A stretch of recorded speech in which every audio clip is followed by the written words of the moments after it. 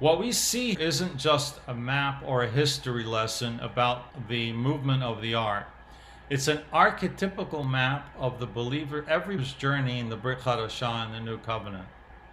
The reason why it's so critical is it provides us with a diagnostic for the state of the modern church.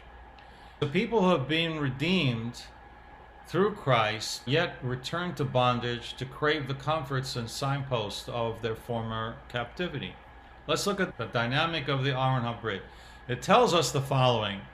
The Torah tells in chapter 10, verse 33, they marched from the mountain of God how many days? 3 days.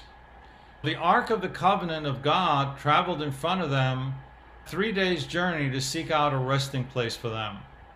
The movement of the Aron Habrit is not a history of an ancient past Israel, but the operational charter for the stewards of the kingdom. What does that mean? It means we understand this in a covenantal and legal framework. We have to define the covenant ark as the mobile throne of the king, who asserts jurisdiction, supreme jurisdiction, over every territory it enters. The Menucha, the rest, is lawfully and legally defined not as the rest we understand in the Western world, as the idea of cessation of work, the teachings of the church and of the rabbis, but as a sovereign kingdom settlement, a conquered territory.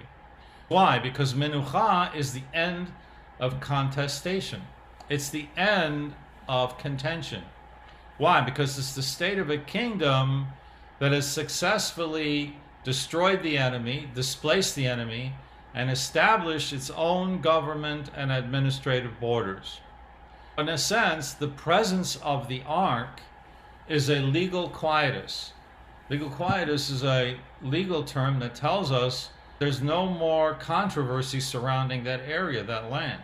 The ark acts as Latour, advanced scout of the king's governing power, establishing his direction and his law.